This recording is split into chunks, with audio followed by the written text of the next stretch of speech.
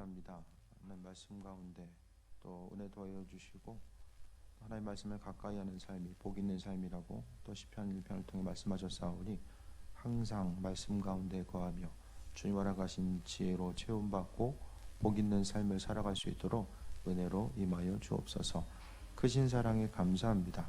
예수님의 이름으로 기도드립니다. 아멘. 오늘 사도행전 말씀은 초대교회의 처음 시작에 대해서 알리고 있습니다. 그 2장의 내용을 보게 되면 오순절에 성령 강림의 사건이 나타나게 되고 그 이후에 베드로가 나아가서 복음을 전파하고자 했을 때에 3,000명이 회개하는 이런 사건들이 나타나게 됩니다. 어떻게 생각하면 예수님께서 어떤 신학자는 예수님이 전도할 때보다 훨씬 더 많은 열매들이 베드로의 이런 설교를 통해서 있었다라고 또 이야기하는 이들도 있습니다. 이 성령 강림의 사건을 통해서 또 수많은 일들이 나타나게 되고 초대교회 가운데 특히 이제 초대교회의 구성원들은 예루살렘에 있었던 유대인들입니다. 유대인들은 그 유대교회에 있어서의 그 박해와 어려움들, 예수님을 십자가에 내어주었던 그들은 또 주님의 제자들 또한 집중하고 또 주님의 제자들을 박해하기 위해서 계속해서 주목하고 있었을 것입니다. 그 어려움 가운데서 초대교회는 나름대로의 허락하신 은혜, 하나님의 말씀, 그리스도 예수 주님의 말씀을 기억하며 스스로 그 공동체 가운데서 새 힘을 얻고 나아가고자 했었던 모습에 대해서 보게 됩니다. 어려움의 순간 가운데서 수많은 신앙 공동체는 순간순간 어려움을 경험했지만 그래도 그 가운데서 하나님의 뜻과 인도하심이 무엇인지를 발견하고자 하고 그 말씀을 통해서 새 힘 얻고 나아가고자 했었는데 오늘 그 교회의 시작이라고 일컫는 이 초대교회의 모습을 통해서 또 주님의 일하심, 또 이 시대를 살아가고 있는 우리의 삶을 다시 한번 또 돌아볼 수 있게 되길 바랍니다. 42절 보면 그들이 사도의 가르침을 받아 서로 교제하고 떡을 떼며 오로지 기도하기를 힘썼다라고 합니다. 초대교회 공동체의 삶, 그들의 삶은 먼저 교제함이 있었습니다. 서로 교제하는 것, 주의 은혜 가운데 교제하는 삶이 있었고 또 떡을 떼었다라는 것은 단순히 그 음식을 나누어 먹었다라는 그것도 있지만은 그것을 넘어서서 주님께서 말씀하셨던 주님의 또 피와 살을 나누고자 했었던 그 성만찬, 그 성찬에 대해서 기억하며 복음 전파의 사명을 감당하고자 했었던 이 초대교회 공동체의 구성원들의 모습을 또한 발견하게 됩니다. 교제하고 떡을 떼며 또한 기도하기를 힘썼다라고 합니다. 초대교회 공동체, 믿는 사람들의 모습을 통해 발견하게 되면 예수님 이후에 한 주후 약 150년에서 160년경에 이 교회 공동체의 기록이 발견되게 됩니다. 초대교회 공동체의 모습, 예배의 모습은 주일날 아침에 사람들이 새벽이죠. 새벽 시간에 일찍 일어나서 사람들이 모여서 함께 기도하고 특히 성경 말씀을 낭독하는 것이 그들의 예배의 중심적인 모습이었습니다. 그러니까 기도하고 또 말씀을 함께 모여서 읽는 것 자체, 그것이 온전한 그 예배의 모습이었고 그 예배를 통해서 공동체의 모습은 풍성하게 기도와 말씀을 통해서 그리스도께서 누구인지 그분께서 삶의 순간순간마다 어떤 가르침으로 함께 하셨는지에 대해서 기억했고 하나님의 말씀 가운데 새 먹고자 했었던 그 무리들이 더해졌던 시간들이 바로 초대교회의 시작의 모습입니다. 무엇보다도 초대교회의 구성원들은 항상 하나님 말씀에 대해서 기억하고자 했습니다. 그래서 언젠간도 한번 말씀드렸던 것처럼 그들은 마음에 그 기도를 중심을 두었었고 또 한 가지는 성경 말씀을 아주 중요하게 여겼습니다. 그래서 초창기의 신앙생활의 그 배교자들을 향해서 그들은 핸드오버라는 의미, 그러니까 성경책을 건넨 사람들이라는 의미성을 갖게 되는 거죠. 그래서 기독교의 말살 정책, 정부에 의한 로마에 의한 핍박이 있었을 때 항상 그들이 했던 것들은 복음, 그러니까 하나님의 말씀을 없애기 위한 일들을 계속해서 진행하게 됩니다. 그래서 초대교회 공동체들은 하나님 말씀을 지키고자 했었고 또 기도함을 통해서 하나님의 지혜와 인도하심을 발견하고자 했습니다.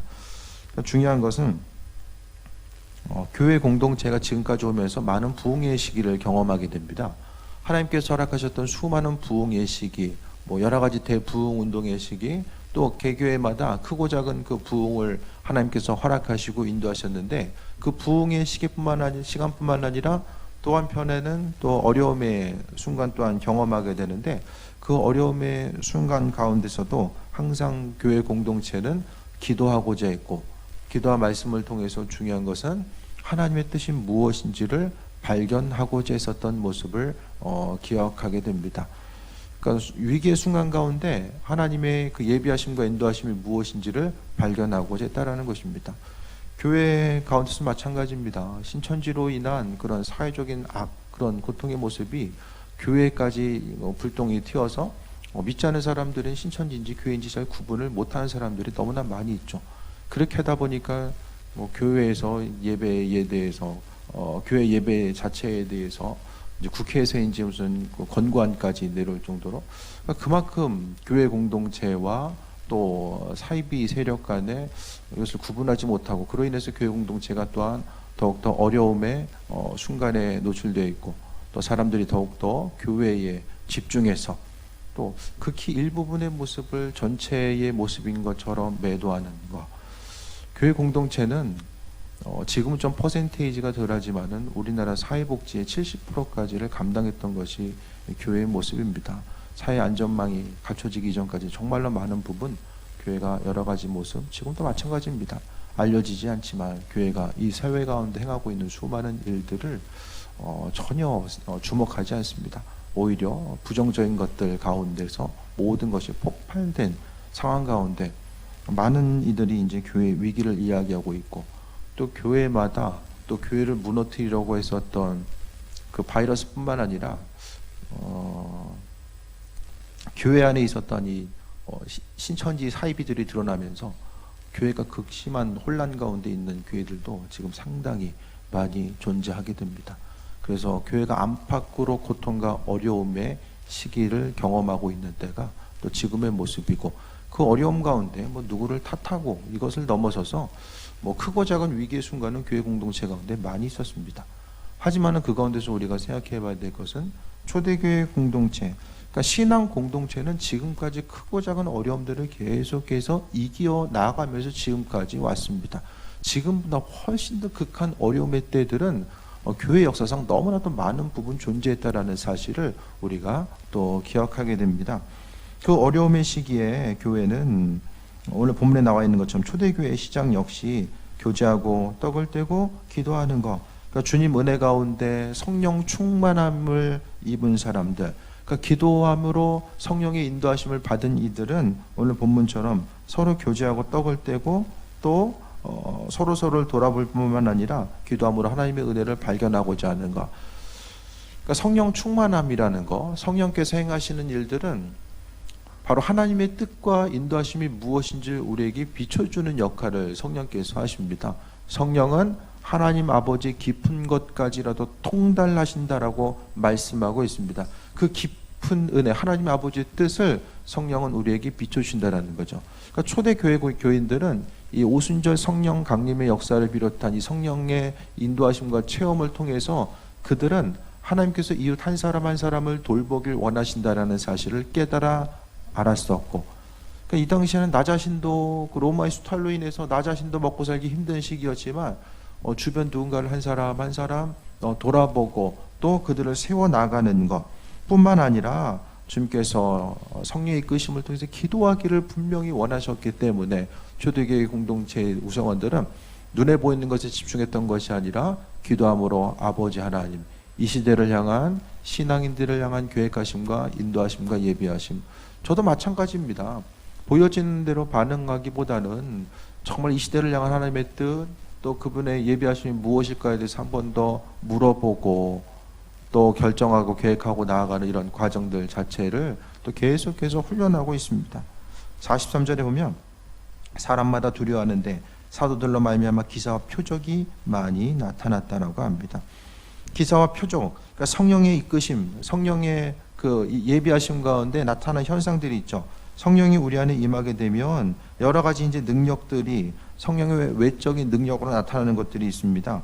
그러니까 성령 충만함의 모습을 살고자 했을 때에 기사와 표적이 많이 나타나는 것. 이 시대도 마찬가지입니다.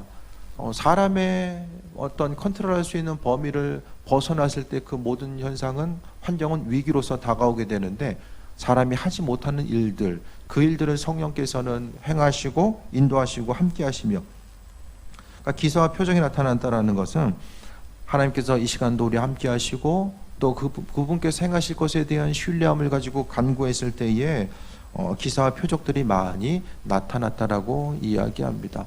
환경적인 어려움들을 통해서 우리가 조심하고 준비해야 될 것도 있지만 하나님은 그 안에서 그분의 할 일들을 분명히 행하고 계신다라는 사실에 대해서도 신뢰함이 무엇보다 중요하다라는 사실을 우리가 말씀을 통해서 보게 됩니다.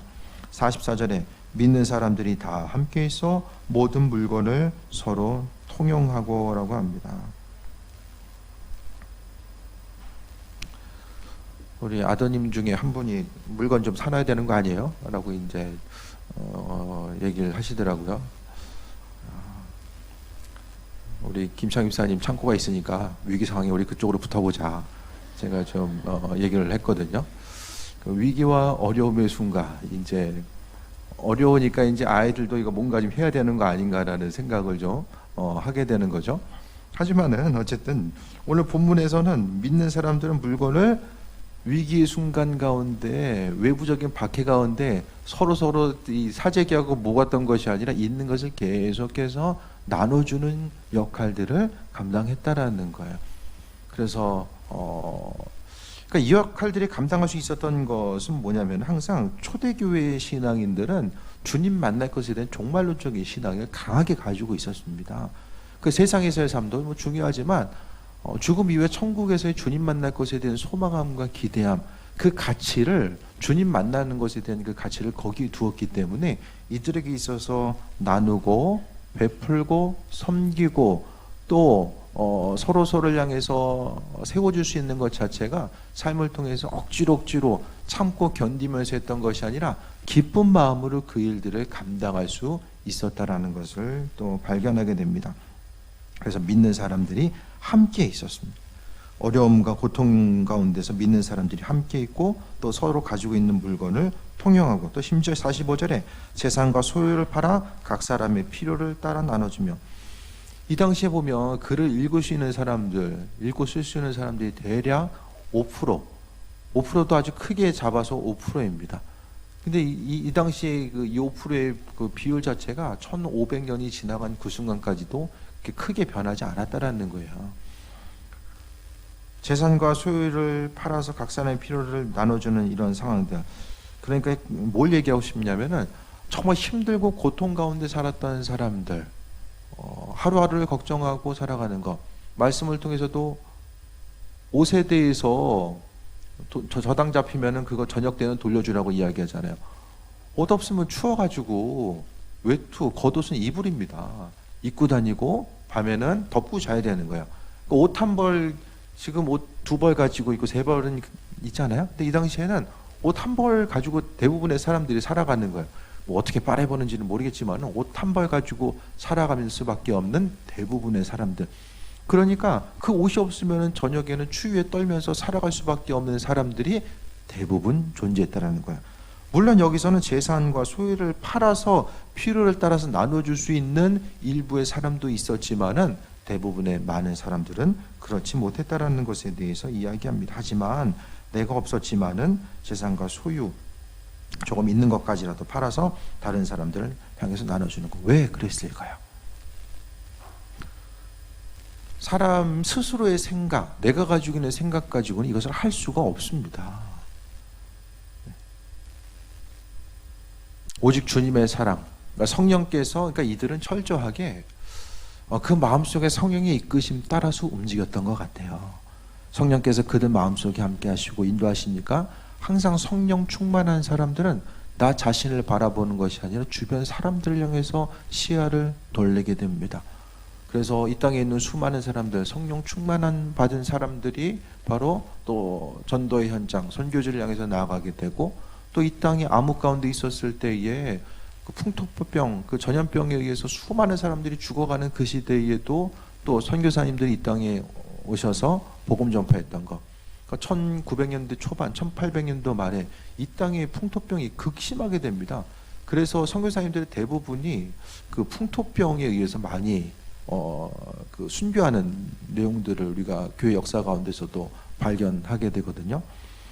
어쨌든 그들의 마음속에 성령의 이끄심이 있다 보니까 정말 소중한 가치가 무엇인지에 대해서 돌아보고 생각하다 보니까 그들은 오직 그리스도 예수께서 원하시는 것들, 성령의 이끄심과 예비하심이 무엇일까에 대해서 돌아보고 그 길을 향해 나아가고자 했었던 그들의 삶의 중심을 바라보게 됩니다. 또 46절에 날마다 마음을 같이하여 성전에 모이기 힘쓰고 집에서 떡을 떼며 기쁨과 순전한 마음으로 음식을 먹고, 그들은 항상 초대교회 공동체 가운데서는 지금이야 뭐 같이 신앙생활 하다가 서로 다투고 시험받아 나가기도 하고 뭐 여러 가지가 있겠지만은 이들은 함께 모이는 것이 기뻤다라는 거예요.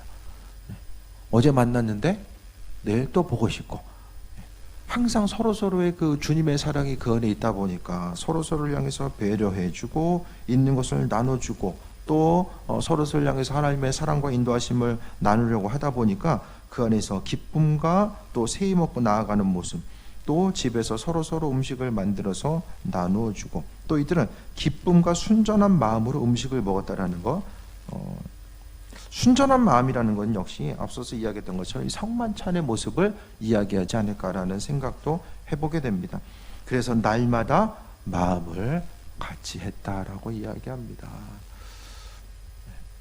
나라 전체가 분열되고 또 교회가 분열되고 교인들이 분열되는 것, 앞으로의 모습 가운데서 이 분열된 가정과 교회와 또 국가 공동체가 어떻게 하나로 이어져서 나아갈 수 있을까, 그것에 대해서 앞으로는 조금 더 심각하게 고민해야 될 때가 올 것입니다.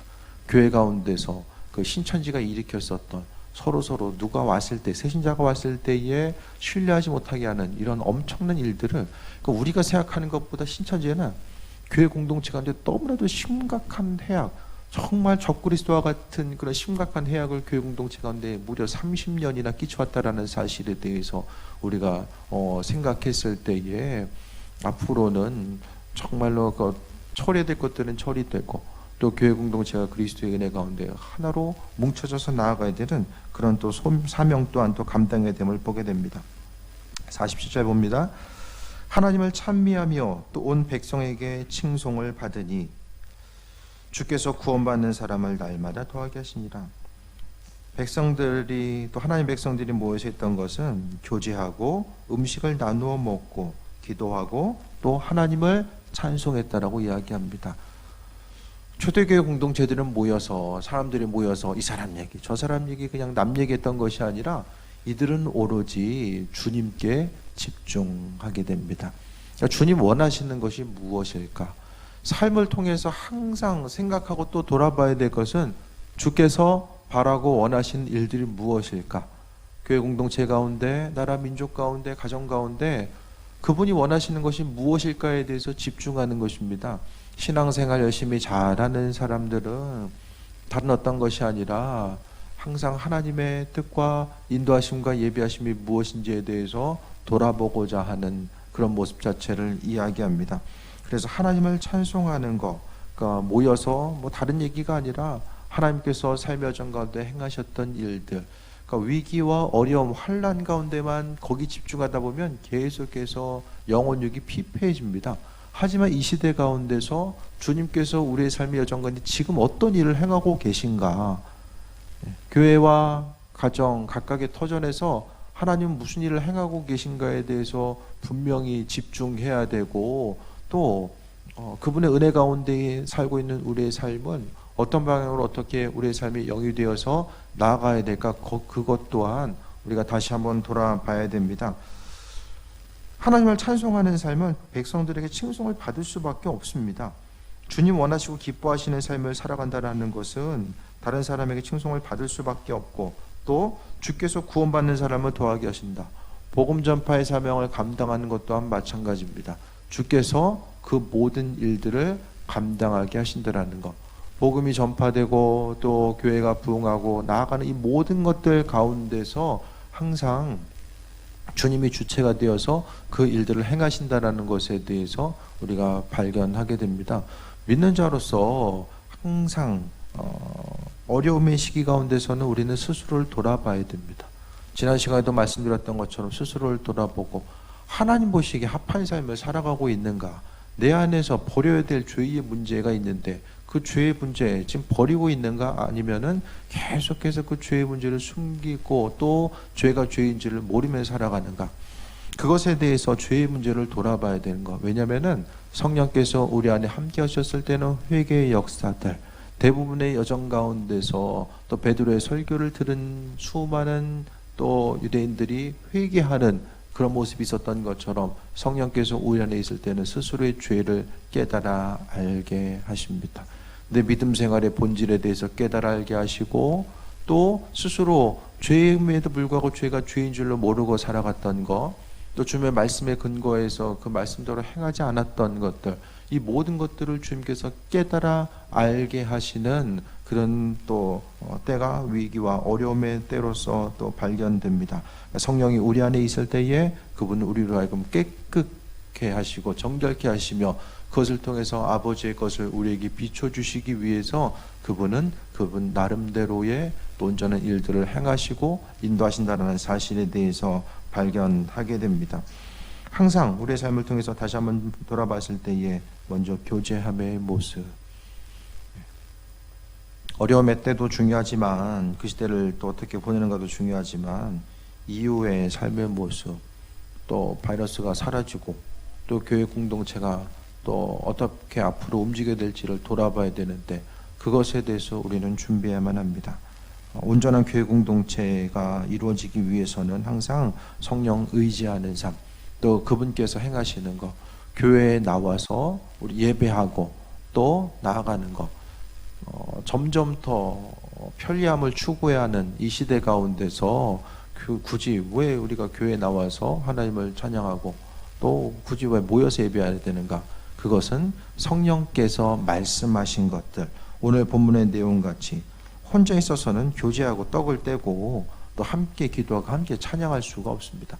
함께 모여서 주님께서 원하시는 것은 그 교회 공동체 가운데 서로 부딪히고 교제함을 통하여서 하나님의 사랑이 무엇인지를 우리로 하여금, 그러니까 누군가, 그 다른 누군가를 통해서 우리 자신이 하나님의 사랑이 무엇인지를 깨달아 알게 되고 또 나 자신이 그 일들을 행함으로 인해서 아버지의 선하신 뜻이 무엇인지를 발견할 수 있게 됩니다.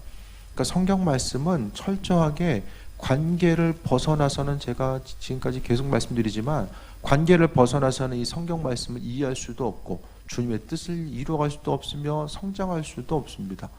삶의 편리함은 좀 있을지 모르겠지만은 이 말씀 가운데 교회 공동체를 통한 이 초대교회의 신앙인들이 그랬던 것처럼 함께 모여서 교제하고 떡을 떼고 합심해서 기도함을 통해서 성령 충만의 역사들을 경험하고 나아가는 이 모습들에 대해서 우리가 이야기합니다.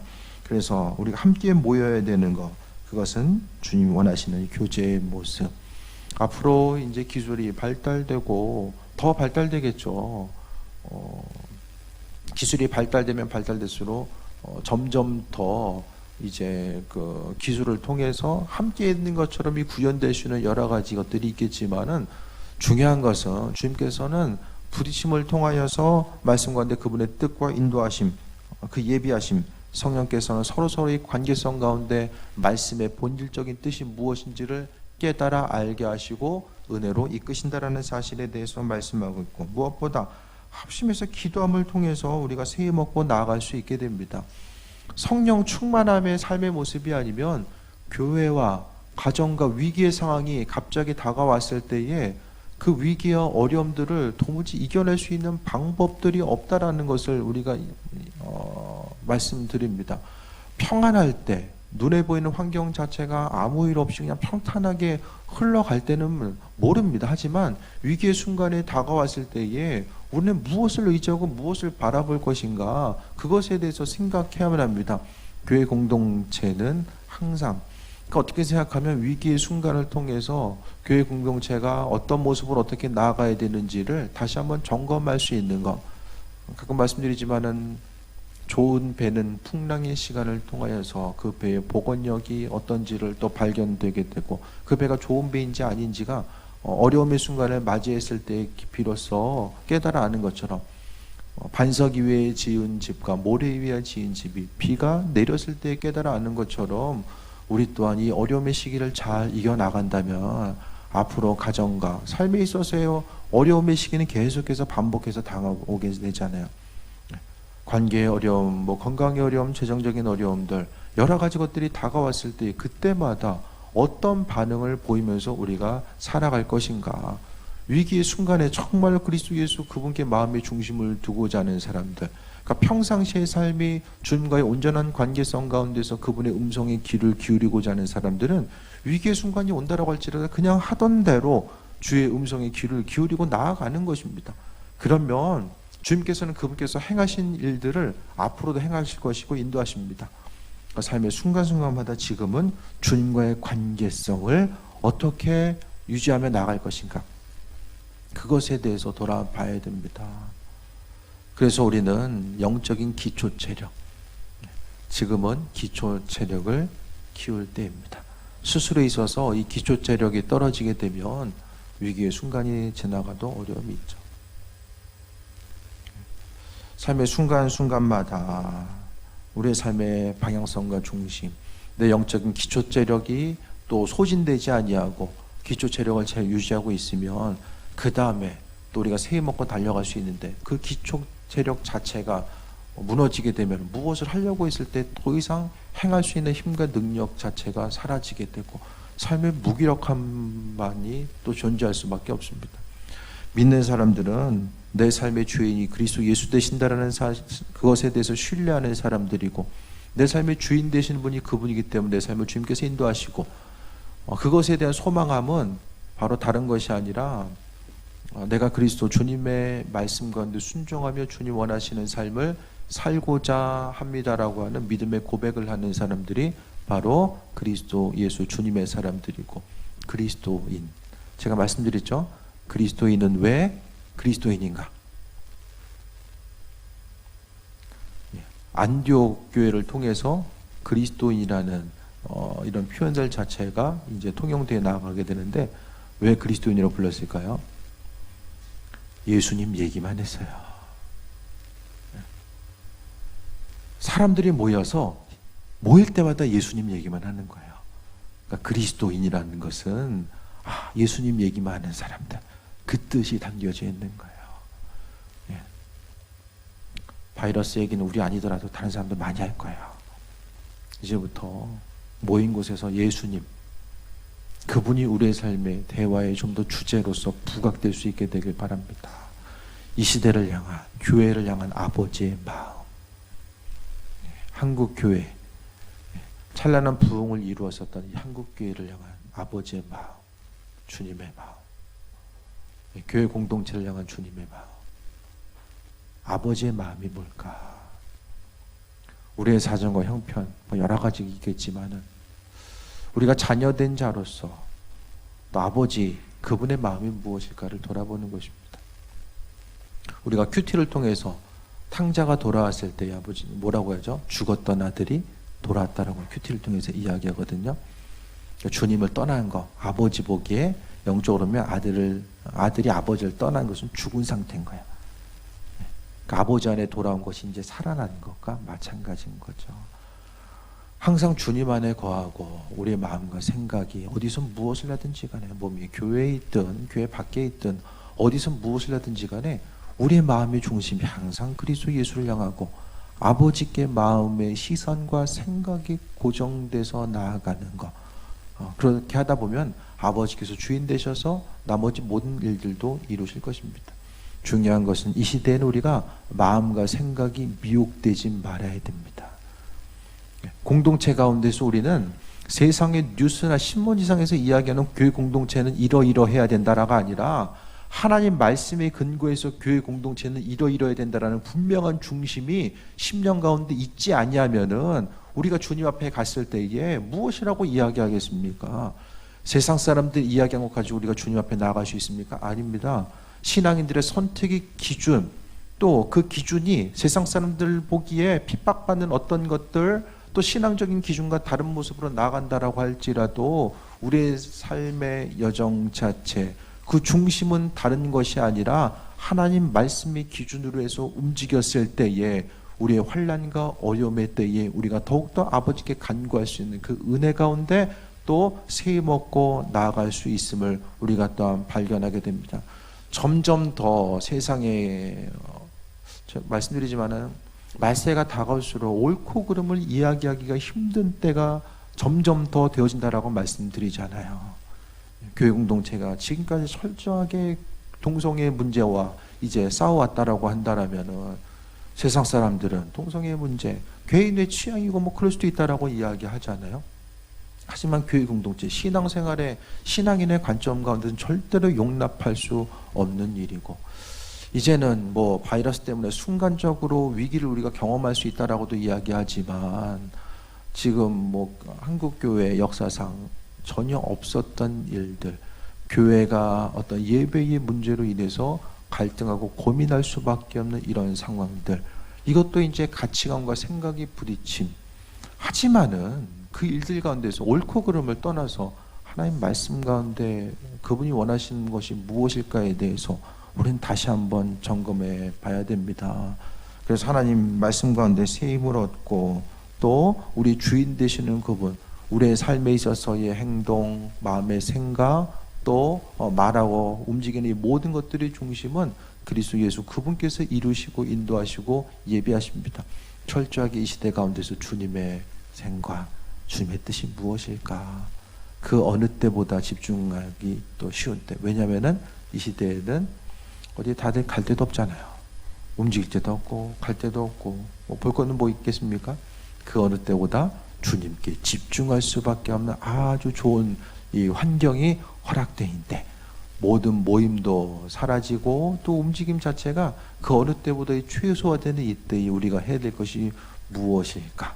순간적인 공황 상태에 있기보다는 이 말씀을 통해서 아버지의 뜻이 무엇인지를 바라보고 옳은 것과 옳지 않는 것들, 그것에 대해서 이 말씀을 통해서 기준을 정확하게 붙잡지 못하면 앞으로의 시대 가운데 고난과 어려움이 가중되는 이 시기 가운데서 우리의 믿음 지킬 수 없습니다.